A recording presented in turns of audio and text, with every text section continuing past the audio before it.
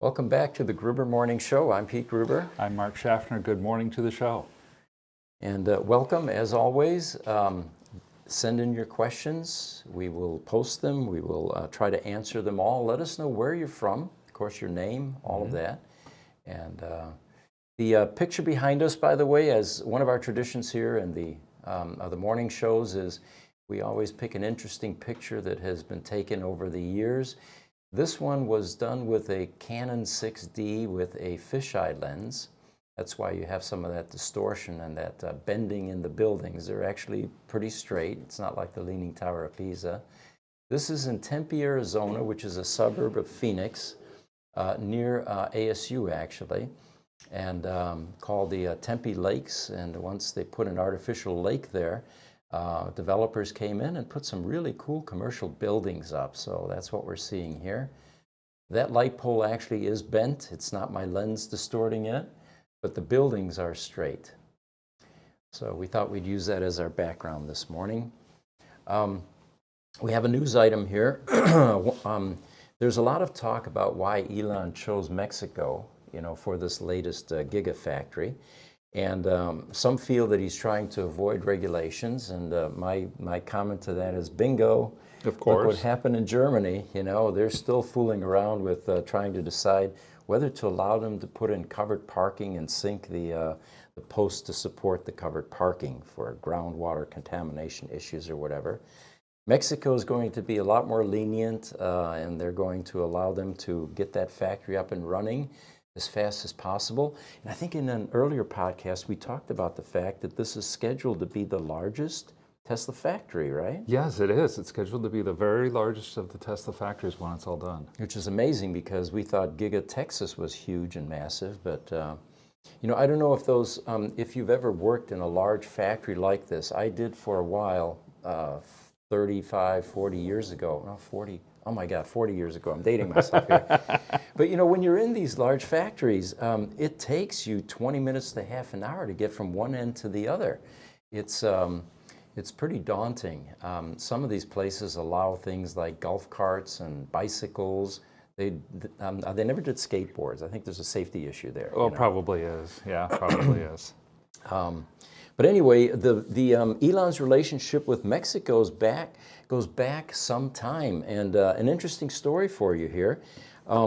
When Tesla was still trying to survive, before they had the Model S, they were still working on the Roadster, and they were looking for funding from a number of different places. On the verge of bankruptcy, of course. Legend has it that at one point Elon and team decided, why don't we electrify the German Mercedes smart car? Okay. And maybe it will attract some Daimler investment if we do this. The problem was you couldn't buy a smart car in the U.S. because we have such strict regulations regarding motor vehicles, and Sure. NHTSA was involved, and at that time they weren't able to sell the smart car in the U.S. for them to get one to modify it or to convert it to EV.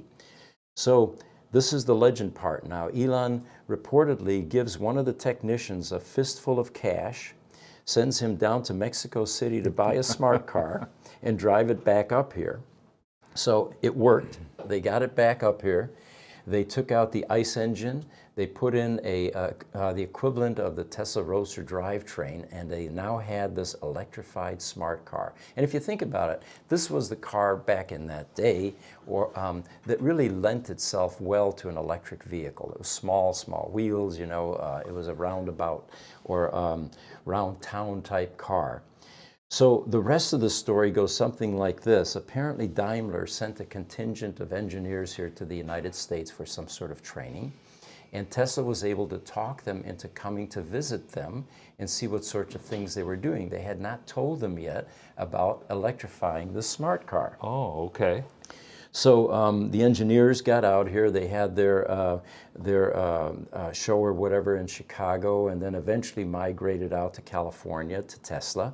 And being at a trade show, they were a bit hungover the morning they arrived at Tesla, and they tried to put them in a conference room to talk to them about the electrification possibilities for their cars, especially the smart car.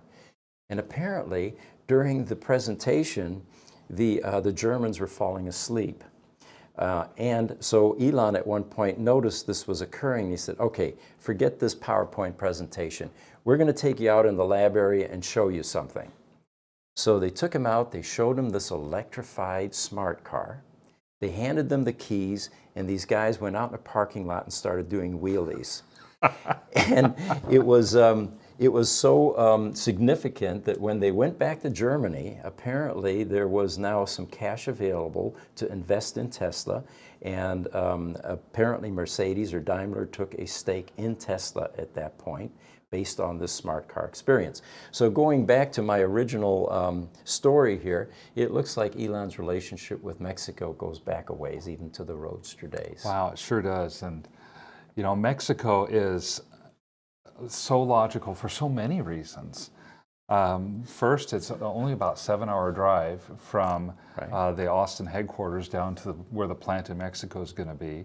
And I know that there are border crossings down in that area where if you're driving a Tesla Model S, you get a special lane, so you don't have any wait or anything. Right. That tells you a little bit about the relationship that Mexico already has with Tesla. I found out that Mexico is Tesla's largest parts supplier for their cars right now. And the area where they're going to be building their Gigafactory is in with all these suppliers. So that makes extreme logical sense. Yeah. And in fact, Mexico is the leading parts supplier to the United States for all automobiles. Amazing. As of right now. So it's not like they're going out into the desert or doing something like that. They're going to an area that's a real hotbed of automotive manufacturing.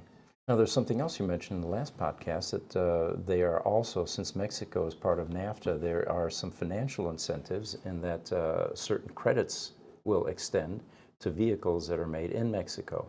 Oh yes, absolutely, because the EV credits that were announced here for 2023 are going to have a requirement that says a certain number or percentage of the parts for the car have to be made in America.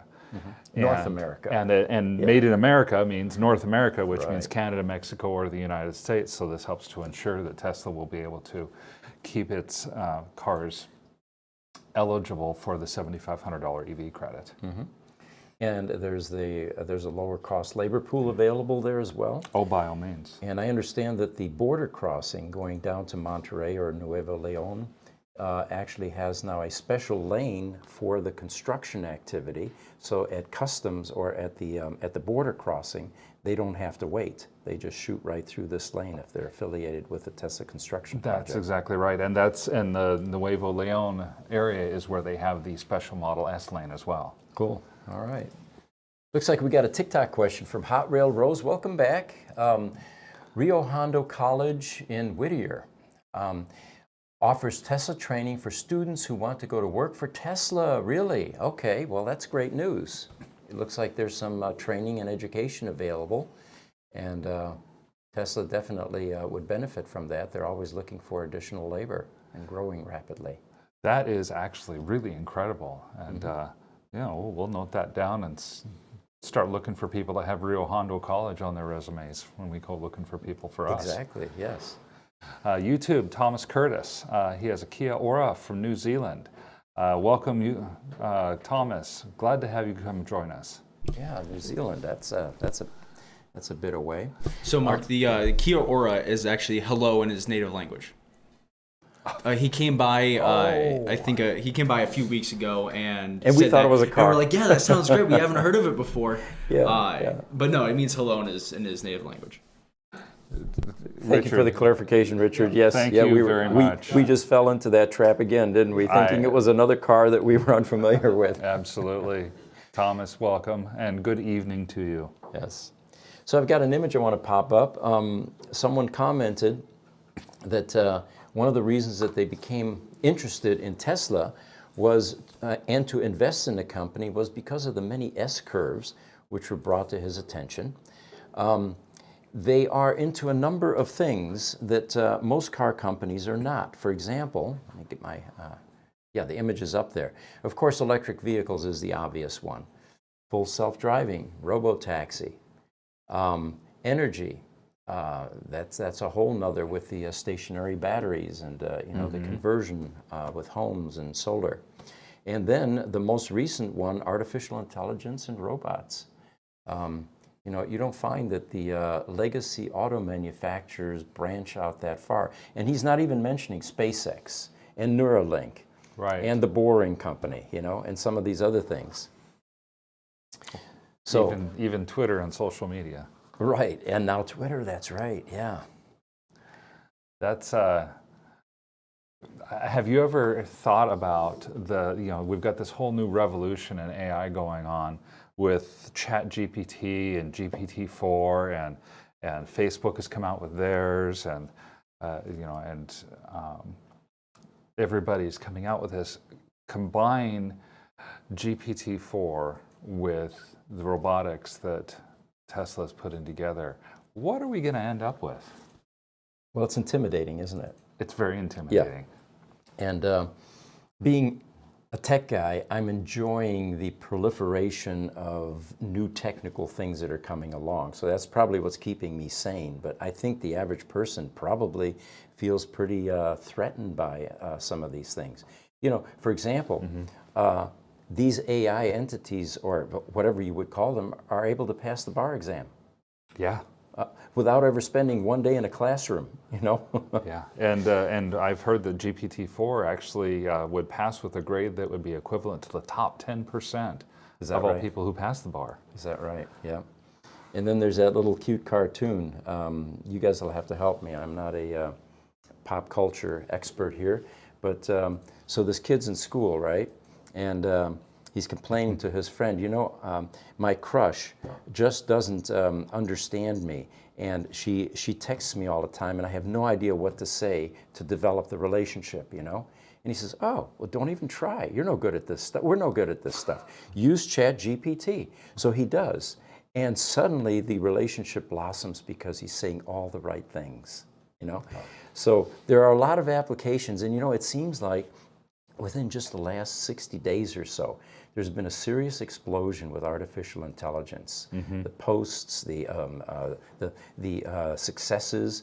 There was a 60 Minutes actually 2 weeks ago that talked about this rogue AI that apparently no longer stayed, as a Microsoft expert put it, within the guardrails.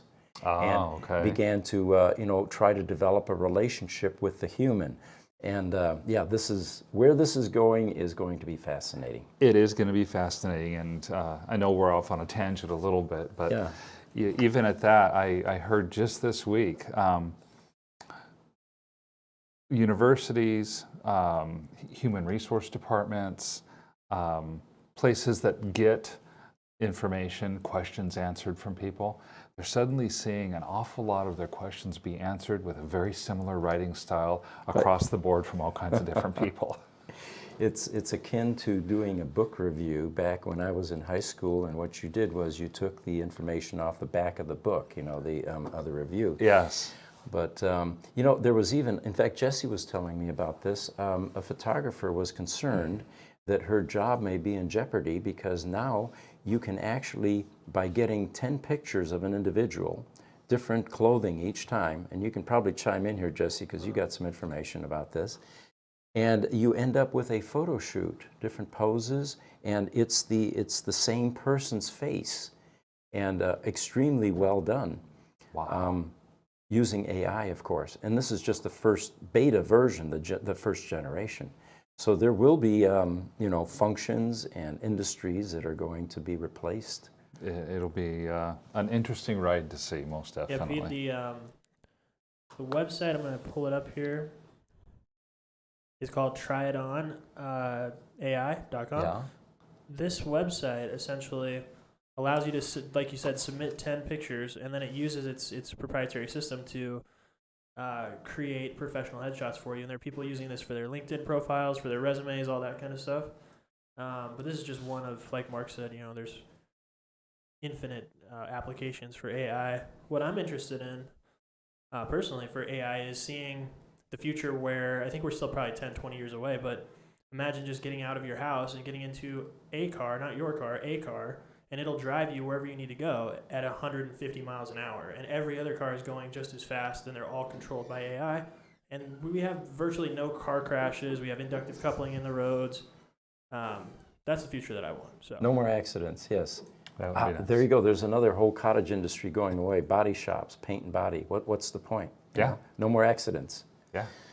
It's an exciting time to live, and we just have to be able to integrate these types of changes. There was an article this week, again, regarding Tesla's revolutionary Model Y battery pack. And the article said it has a major flaw in that it means it has zero repairability after a collision, according to an auto expert, Sandy Munro. By the way, Sandy's going to be joining us April 6th. So mark your calendars. We're going to be doing a Zoom call or some sort of a virtual connection, and he will be on our podcast. We're looking forward to that. We get asked many times throughout the week, what is our opinion on this? Are these packs really not repairable? Well, to put this in perspective, Sandy Munro's organization is a teardown specialist. They don't repair the stuff after they tear it down or do a deep dive to reverse engineer the electronics and how it functions and how it operates. They certainly do a great job with the bill of materials, costing, and those types of things. We, on the other hand, have to figure out how to fix this stuff in the independent space, because that's our mission, is to repair versus just simply replace. So the way that we're weighing in on this is until we get one of these structural battery packs. I'm pulling up a picture. Yeah, and we're given a chance to actually attempt a repair on this and do our own reverse engineering. We're not sold on the fact that this is not repairable. Let me give you just a few examples here. They struggled tremendously with trying to get the lid off of this pack because this pink stuff is like a bonding compound. It's like epoxy, it's like glue, right? Okay. Well, we have similar Tesla products that are like this, and we have a combination of ways to open it up. One of them includes heat. And so that I don't think was tried with this particular pack. The other thing is the repairability. Now you have a number of cells that are encapsulated in this potting compound. And let me show you something. I still have this from our Tesla Roadster podcast. This is a Tesla Roadster DC to DC converter that sits inside that 1,000-pound battery pack. And we have to repair this because this has been out of production now since 2008. It's the only way to keep the cars alive. And if you notice all this gray stuff, this is potting compound. It's there as a thermal potting barrier to allow the components underneath it to get cooled with the fluid that runs through this cooling jacket. But the problem is there are components underneath this stuff. And in order for us to find and replace them, we have to do an archaeological dig and get down to the bottom of this circuit board in order to fix and repair this. So this whole notion of figuring out ways to repair things that on the surface don't look repairable is in our wheelhouse. That's what we do. The other thing that we found is that with a battery pack like this that has a thermal potting compound, there are ways to dissolve that. Even the Tesla Roadster body, for example, which is aluminum, is held together with a combination of hardware, rivets and glue. There's a pink epoxy, I think it's red or orange epoxy, Okay. that holds the aluminum together, and this stuff is stronger than the aluminum. Oftentimes we'll see collision damage cars, and the aluminum is ripped, but the epoxy survived. Well, there is a chemical that dissolves that epoxy. There's also a chemical that dissolves the potting compound inside the Roadster battery sheets, which have a epoxy-type potting compound that, again, distributes or helps with cooling. So I guess the bottom line is we're not convinced that these aren't repairable. It's just that no one at this point has figured out yet how to do it. And we're going to be one of the companies that is going to do that. Well, it seems like when we had the Tesla Roadsters first coming in, a lot of the same types of conversations were taking place. a Tesla Roadster battery goes bad. Well, the Roadster battery is not repairable, so you can't do it. And we said, well, maybe we can't, but maybe we can. And I think having the same attitude with this battery is the wise route to go. Until we see it and understand it, we don't know that we can't. What we also don't know is how Tesla repairs these. I can't imagine that when a Model Y shows up at a service center and the battery is deemed to be defective, at the service centers they don't repair batteries inside or what's wrong inside. Right. They take that pack out, they replace it, and they ship it back to Lathrop, California. And that's their remanufacturing center.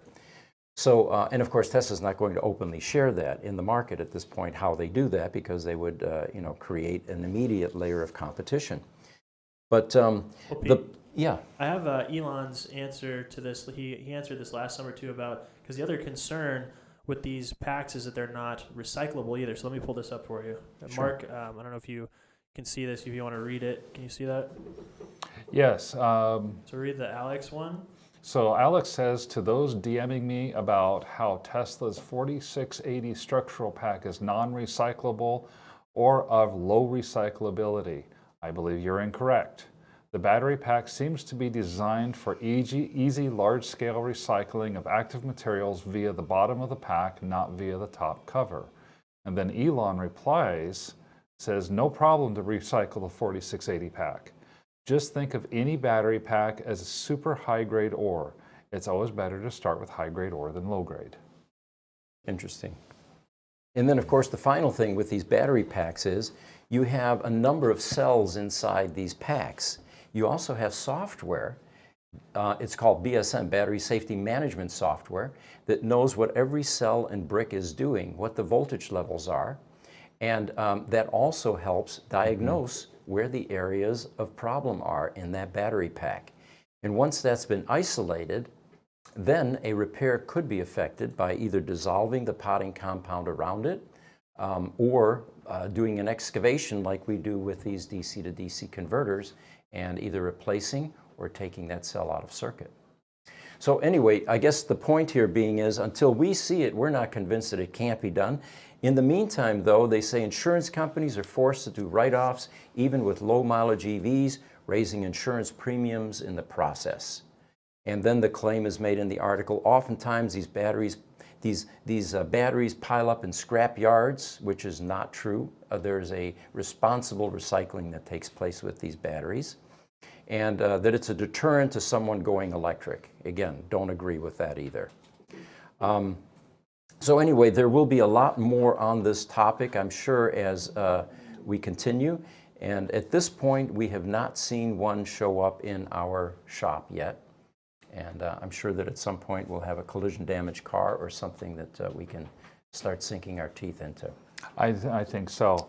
You know, I also see how they generalized. They start with the 4680 pack with the compound in the 4680 pack. Then they generalize it to say, well, insurance rates are higher for EVs because battery packs that might not even be unsalvageable are being written off, and and cars are being totaled, and we don't know why, and it's all bad.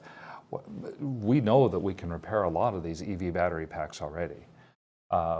We can repair a lot. We obviously are specializing in Tesla, so the model, we've been into a Model 3 battery pack, we've been into Model S battery packs, we've been into Roadster battery packs.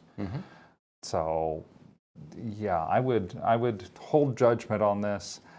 Things are not always what they seem. I can't imagine that Tesla would have designed a battery pack that wasn't repairable or recyclable for their own people to be able to take care of. Fully agree. It looks like from TikTok, Vern, welcome Vern. He says insurance companies are telling customers that their EV cars are not repairable, even though they have only minor damage. And that's what this article said as well. Yeah, I can't disagree that the insurance companies may be doing that. There's a lot of fear, uncertainty, and doubt in the insurance industry because they don't understand the EVs very well. Their understanding is rapidly evolving and getting better, and the rates, once they understand the risk that they're taking on, rates are being adjusted appropriately. But I know even we at Gruber, when we were early on, we picked up some Model S's that were quote unquote totaled, only to drive them off the transport truck when they got here. Right. And they were actually fine except for needing a little bit of cleanup. And, the insurance companies, the appraisers always err on the side of caution because they assume huge liability if they were to allow a vehicle that would later on perhaps fail and cause an accident Yep. to, it just creates too much of a liability. So it's much safer and easier for them to total that vehicle and let the insurance premiums continue to increase, for now anyway. There's also a training issue. The appraisers they've had decades of experience appraising ICE vehicle type damage. This is new to them. Right. And what they don't know, basically they fear, and they price that fear into the rates. OCD Auto from TikTok has added a question as well. Does Tesla Toolbox perform a scan report? Well, you're probably as familiar with this as I am, the software. Yes, the Tesla Toolbox 3 is the one that's out there now. It's more well known, and in fact, I think Toolbox 2 has been retired. The car becomes the scanning tool as opposed to having an OBD2 scanner. So the very short answer is yes, the Toolbox does perform the scan reports and gives you detailed information about what's going on in the car, what's going on throughout the CAN bus, and what type of errors there are in the vehicle. Toolbox 3 is like the better or best-in-class OBD2 tools in that it oftentimes will send you to web links that tell you procedures on things that you need to do to fix the problems that it finds as well. Mm-hmm. That's been a great help to us at Gruber. And Toolbox 3, if I understand correctly, is something that can be licensed pretty much by anybody. You simply pay the subscription fee and you're able to get it. So please keep those questions coming. Thank you, OCD Auto, for your question. So the 4680 battery has actually been around since 2020, it turns out, and it was released during Battery Day, and then a number of companies jumped on the bandwagon and began producing them. Panasonic, LG, Samsung, EVE, CATL, and BAK, and other battery companies have followed suit, making this new revolutionary cell. The 4680 is expected to become Tesla's main battery cell and drive the development of related industrial chains. We know that it's going to be used in the Cybertruck. It's already being used in a Model Y. And it looks like somebody is giving us a cost on the Toolbox software. It is now $500 a month. OCD Auto is sharing that with us. Thank you, OCD Auto. There's another way to do this, which is to go back into the CAN bus world and to develop your own GUI software, but it's extremely expensive. That $500 a month, if you're in the business, is a bargain. Yeah, it definitely is. So I've got an interesting news item for you here, and it turns out that Lamborghini's CEO has announced that there will be no more ICE vehicles produced past 2024. Wow. There are a lot of car manufacturers out there, and I personally would like to see all of them convert to EVs and get rid of the ICE vehicle and the emission type transport.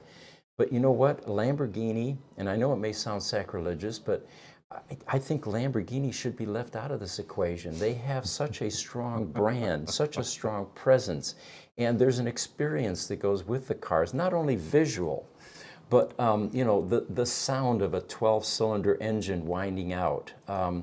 And it almost seems that is one vehicle on the planet that should remain ICE. Now, I know I'm going to get a lot of flack having said this. Well, yeah, honestly, the one counterpoint that I think I can say, if I'm driving a $2.2 million Lamborghini Hurricane and I pull up to the stoplight and some lady in her $100,000 grocery getter can beat me off the stoplight, I'm going to be jealous. Yeah, and that's probably going to motivate the manufacturer to jump on a bandwagon and get some of that raw power that is available with EVs. But yeah, I was shocked and a bit nostalgic and disappointed that this was going on.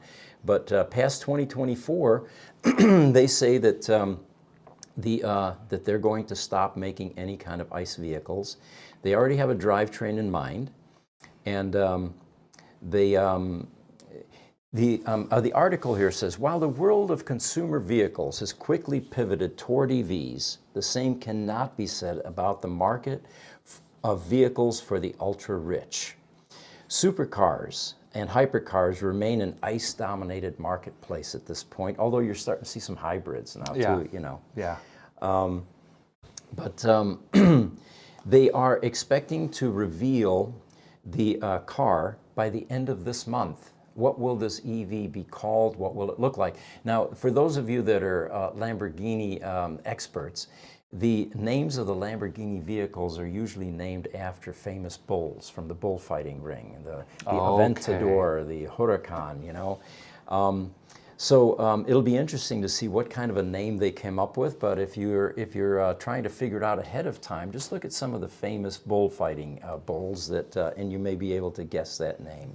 Now the LB744, which is the one that's going to eventually replace the Aventador, it's going to be a plug-in electric hybrid for the next 4 years. So they are still going to have a V12 in it.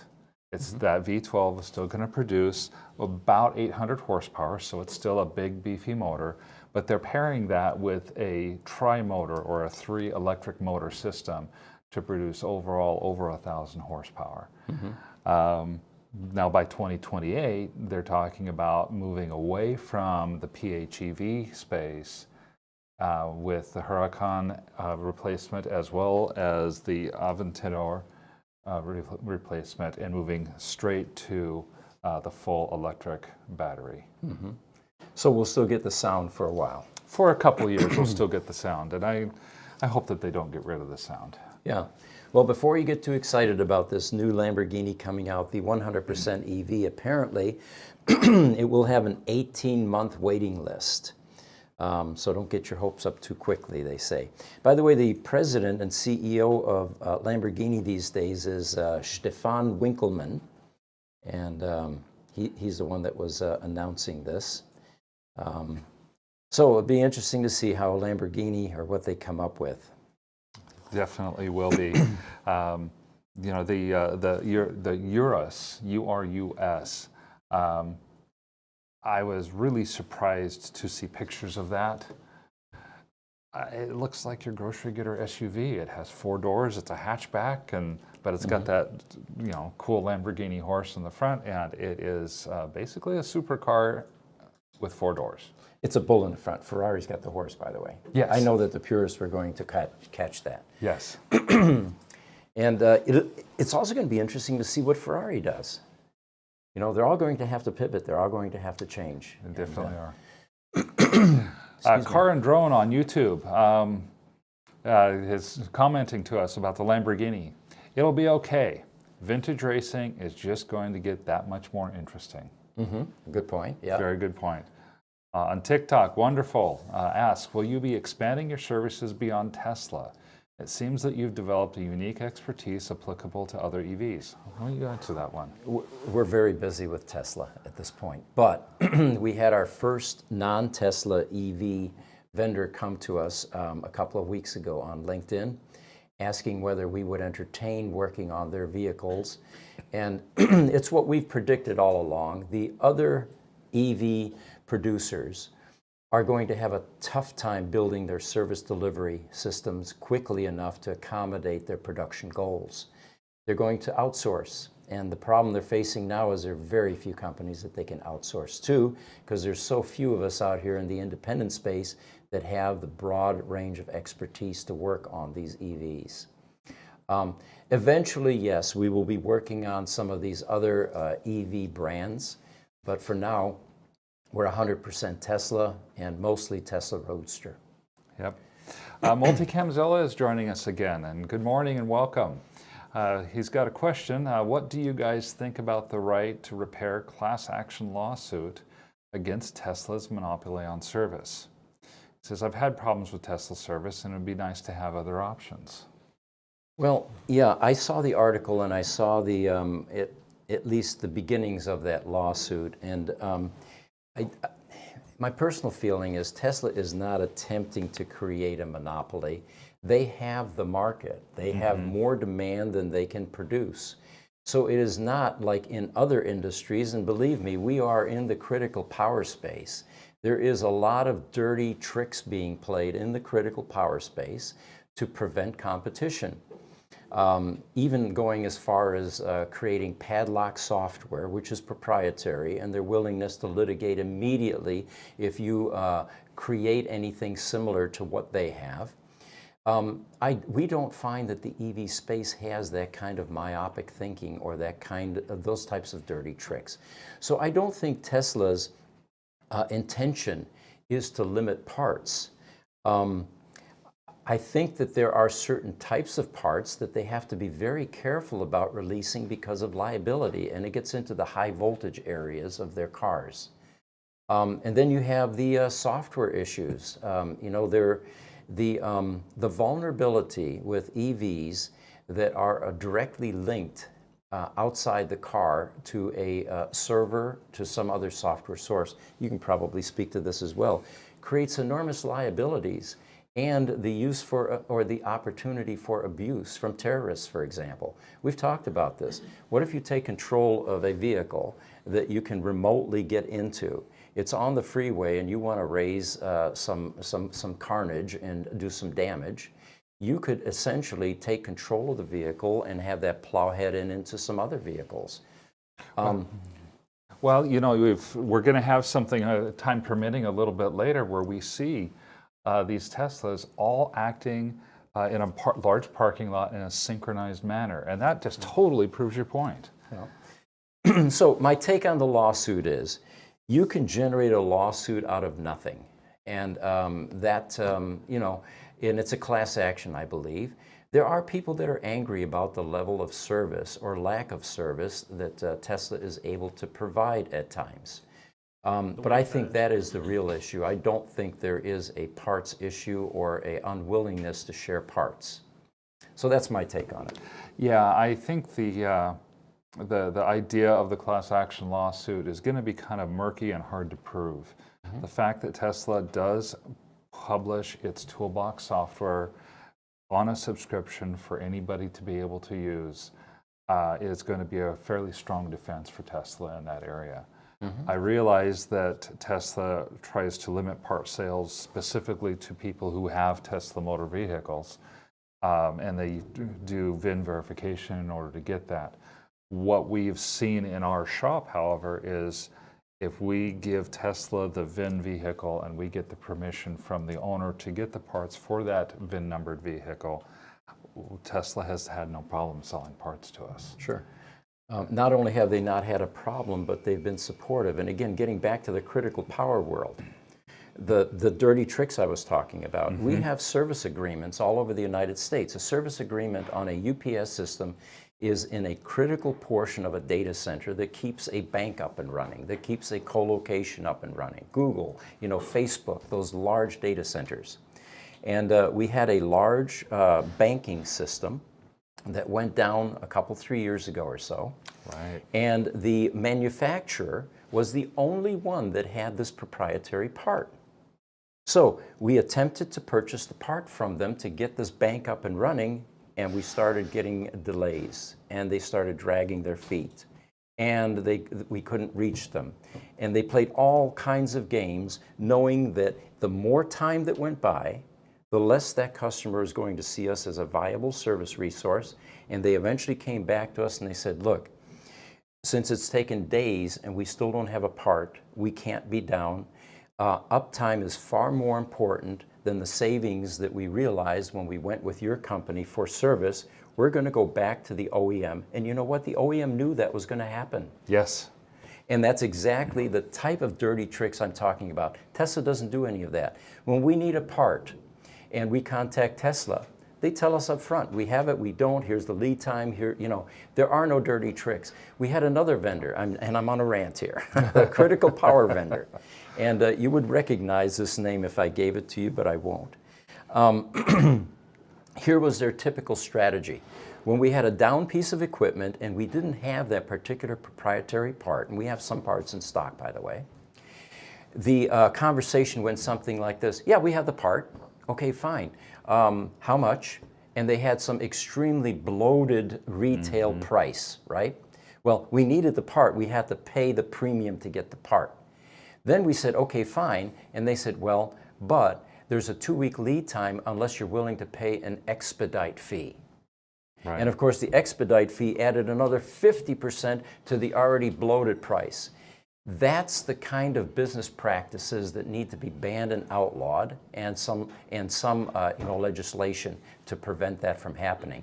I assure you that none of this has been happening in the EV space. It certainly never happens with Tesla. They're very cooperative, and so anyway, we enjoy working in the EV space. It's a different market, and the competition aspect is downplayed tremendously. Yeah, I think the right to repair angle for this particular lawsuit is going to have a hard time being successful. The closest analogy I can think of is John Deere tractors, where the John Deere trying to implement their own software and their own technicians and prevent farmers from repairing their own tractors, and there's a little bit of apples and oranges there, but in the approach. Tesla, a lot of times they're just not really good at having their parts in stock. Unfortunately, they're a new company that's trying to go through new company things. You know, you go back to 2003, it's 2023 now, and there is no Tesla.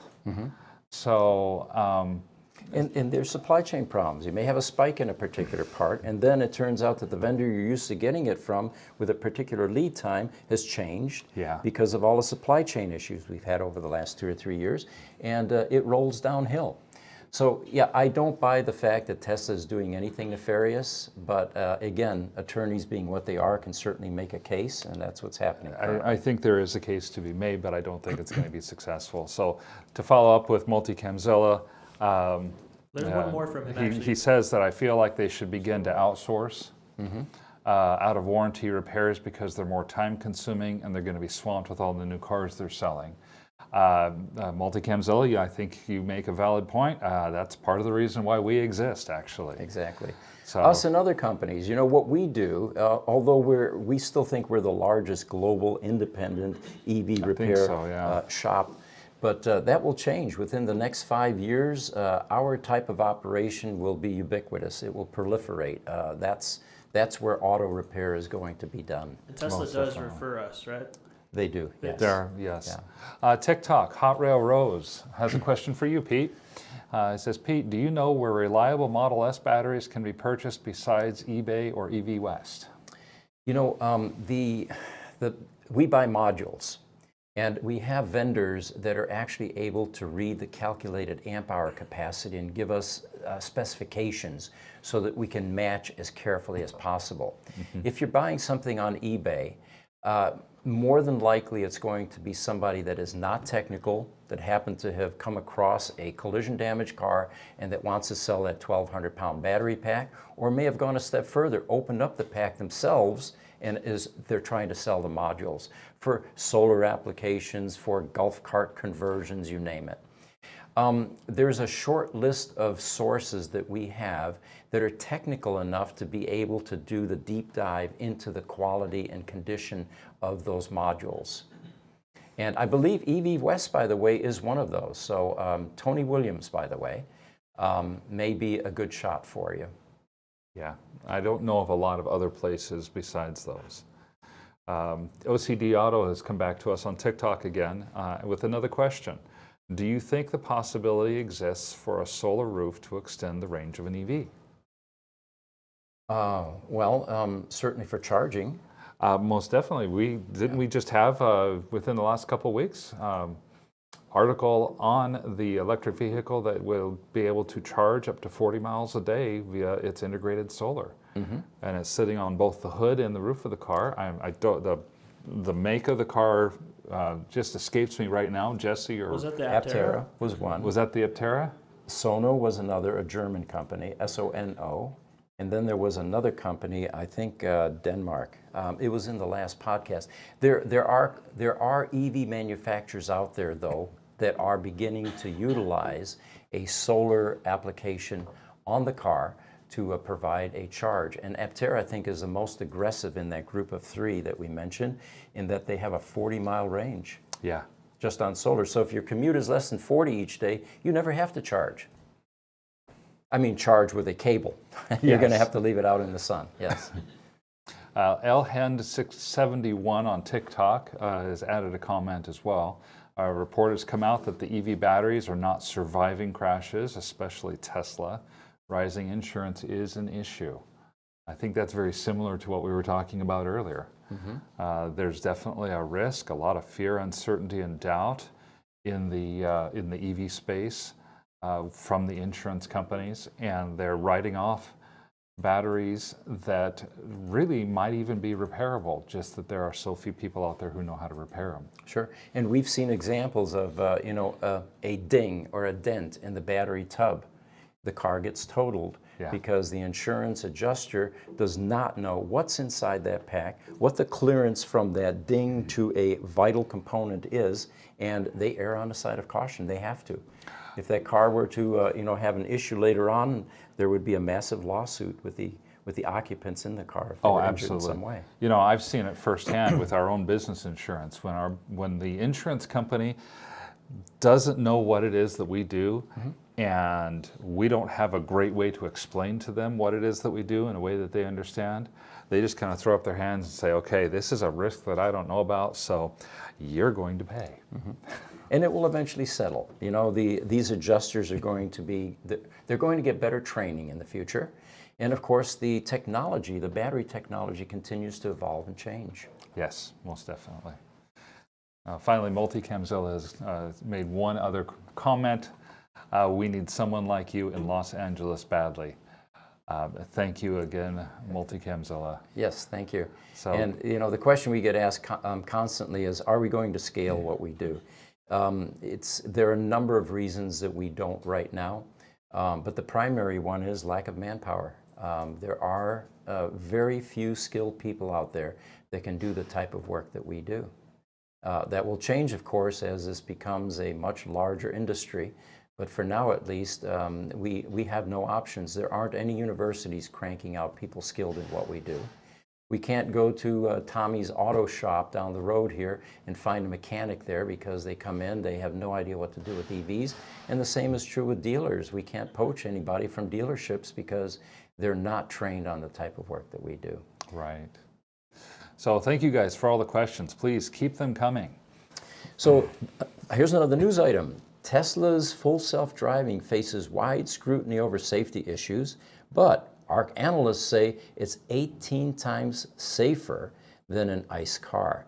And here's some statistics.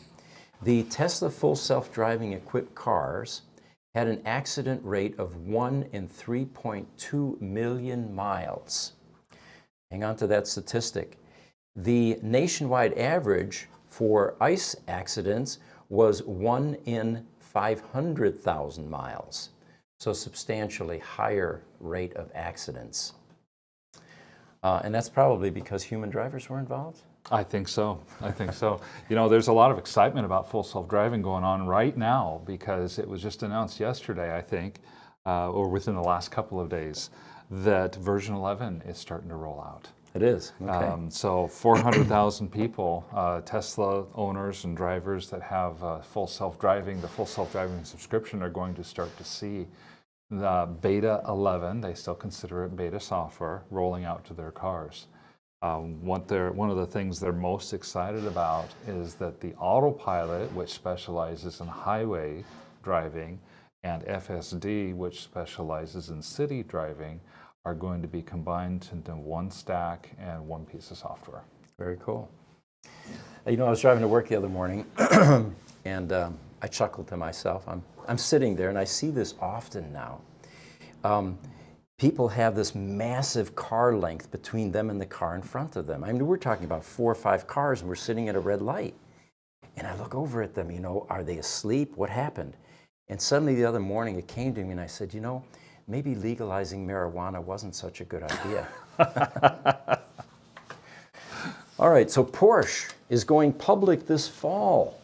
And its IPO, initial public offering, looks to be the largest in German history. Apparently, Volkswagen owns Porsche. It's actually Porsche, by the way, but here in this country we sometimes say Porsche. And it'll be quite an event, apparently. There's some numbers here, how many billions and all that, but I'm not going to bore you with that.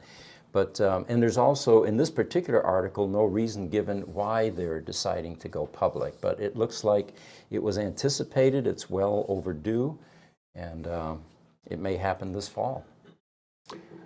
I think that's an exciting thing going on there. I know that Porsche has been owned by Volkswagen for a long time. They put out a great line of cars. The line has been gaining in popularity pretty rapidly.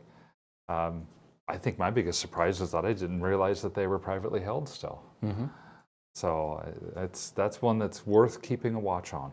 And they make some awesome EVs. The Taycan has all kinds of, public reviews. It's highly thought of. All right, guys, we're at 56 minutes. Okay. It also makes me think, okay, VW owns Porsche. They've got an awesome lineup of EVs. VW is putting out their own lineup of electric vehicles. VW is working with Chinese automakers. Sono is one that we were talking about just this last podcast, putting out new technologies, the sodium-ion battery as opposed to lithium-ion. I would watch out for VW as far as quality of EVs that are coming out. I'll bet they're going to be a major player, and they're going to be putting out quality products. And we were all curious as to how these incumbents were going to switch from ICE production to EV production. Mm-hmm. But some of them seem to have been doing quite well with it and able to accommodate the huge capital expenditures to change production lines and change the skills of the people and all of that. Yep. So it looks like Tesla Model Y was Norway's best-selling car in February of this year. The Norwegians have traditionally embraced alternative transportation, sustainable transportation, and there's definitely a large faction of EVs in Norway, and I think it's the largest in the world per capita. Okay. So it doesn't surprise me, but it looks like the Model Y was the front runner, and it'd be, I'm assuming that these might have come from Giga Berlin, which is fairly close. That is, that's fascinating to me as well, because for us in the U.S., to get your basic geography lesson, Norway is on a latitude north of the continental United States. Mm-hmm. In fact, the northern parts of Norway are probably equivalent to the south central part of Alaska. That's a quick way of saying it's cold up there. Yeah. And people here in the United States talk about, oh, you can't drive an EV in the cold. Mm-hmm. I beg to differ. Mm-hmm. Mm-hmm. If Norwegians have figured out the EV enough that the Model Y has become their best-selling vehicle, I'm pretty comfortable saying that they're getting over the range anxiety. Mm-hmm. And this is in a Four Seasons area too, which is pretty harsh for some EVs. Yeah, absolutely. It looks like we have a YouTube question from Edward Crump. He says, how long will battery cooling systems last, piping, etc., over the long haul? Well, in the type of work that we do with the Teslas, the Model S, for example, and the Roadster, the cooling systems in these vehicles are for battery thermal management, and you don't have the intense heat that you do in an ICE vehicle. Right. You don't have the large radiator space, and I don't think that we have had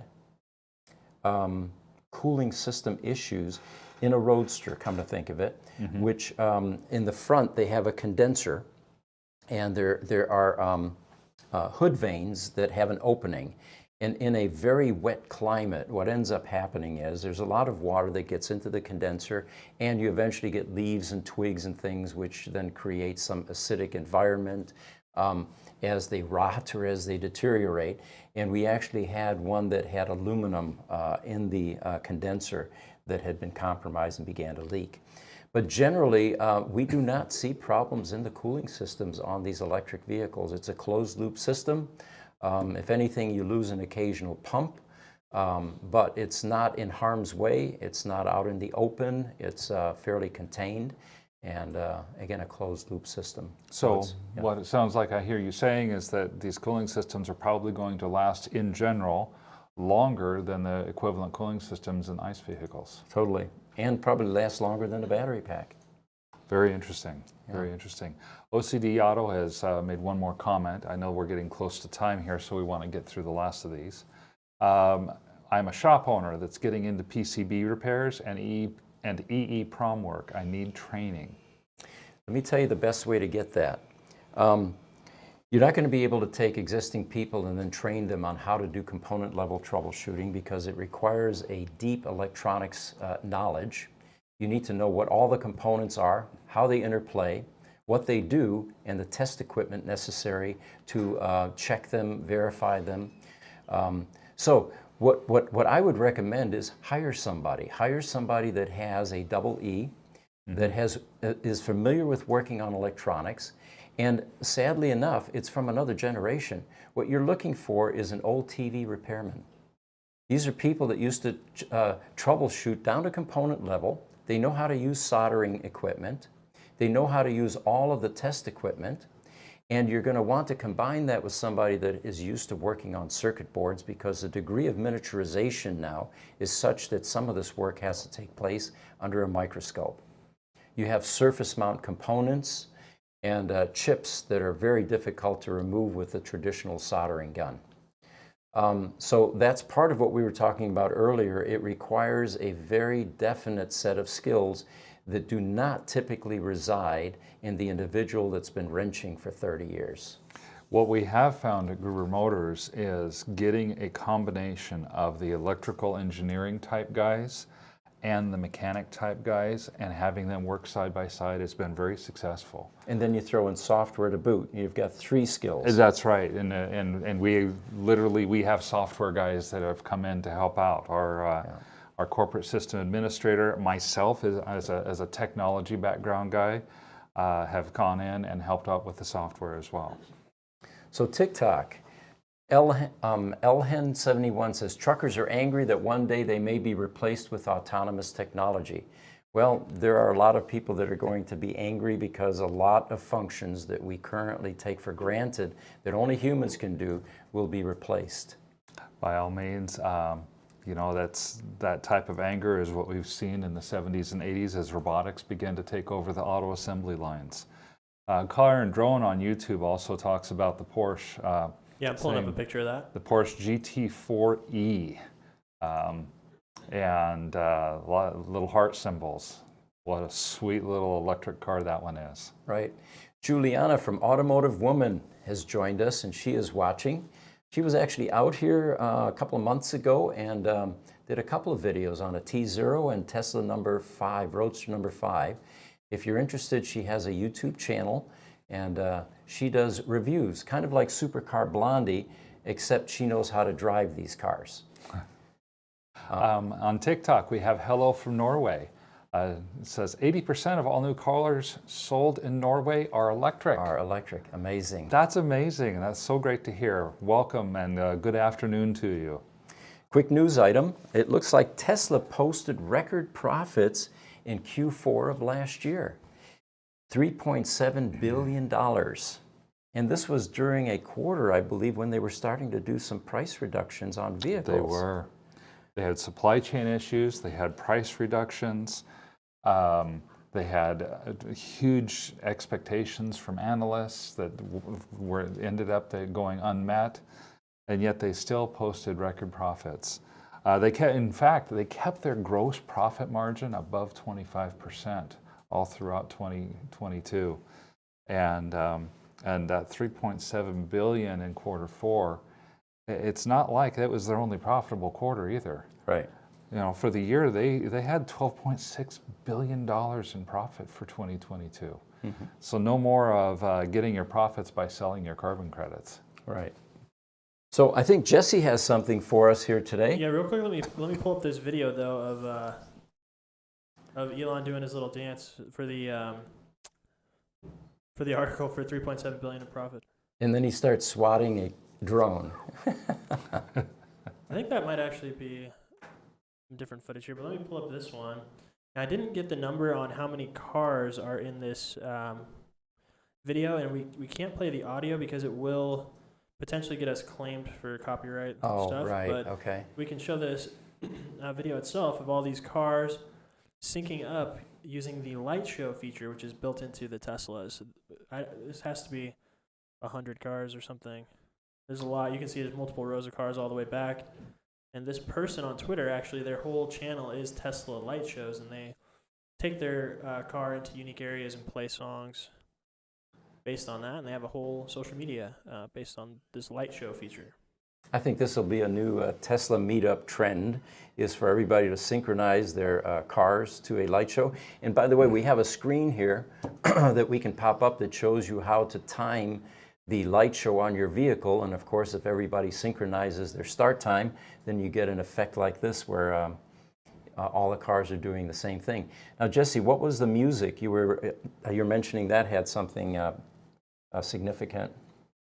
Yeah, the reason we can't play that, this song, according to the Post, just won the Oscar for Best Song at the Academy Awards last week, or maybe 2 weeks ago. But very popular song. All these people downloaded it to this light show, and they used this timing function to sync it all up. There were some people asking, how did they accomplish this?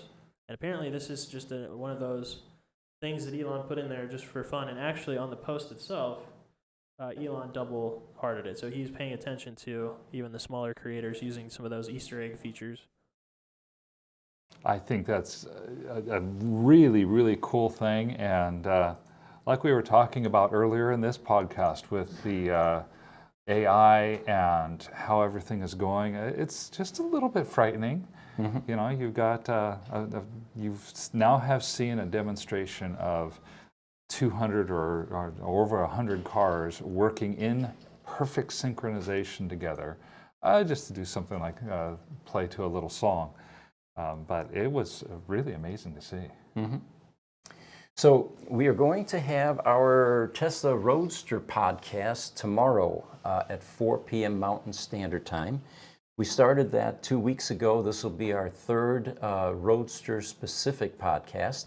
And what we're doing is inviting the Roadster community to join us, express their concerns, ask questions, tell us their stories about their car. We have our first Roadster guest speaker as well, who will be joining us not this Wednesday, but the following Wednesday. We've had him on our podcast before. His name is Jameson Cummings. He was the first Roadster, the first Tesla technician, not just Roadster, but the first Tesla technician. And anyway, he has all kinds of interesting stories to tell. So he will be joining us the following Wednesday at 4 p.m. And even if you don't have a Roadster, if you're interested, feel free to join us. We try to confine the questions to Roadster-specific questions. Unless no Roadster owners show up, then I guess we could broaden that I guess as well. we can. Yes, I guess we can. But we've had good participation in the last two, so we expect that to be the same. Again, the Tesla Roadster is a niche vehicle. There are only 2,400 built. Our census program on our website indicates that there may be as many as 2,000 left on the planet. And we're paying tribute to the vehicle that basically started the EV revolution. And Pete, do you want to announce the video that will debut at the end of tomorrow's show? Yes, we also have a video that deals with Tesla Roadster changes. And without giving away the whole story, it will be in conjunction with the podcast. And we've been doing research on the Roadster battery system now for a couple, 3 months or so. And we're ready to share some information with the community. We have one final comment coming in from OCD Auto. Thank you for the expertise. You're more than welcome. If you have any questions, specific questions, any of you can contact us at ev@gruber.com, and we'll do our best to answer your questions. Well, thank you again. We look forward to seeing you guys tomorrow afternoon, and again, same time on Thursday. We'll see you soon. Thank you.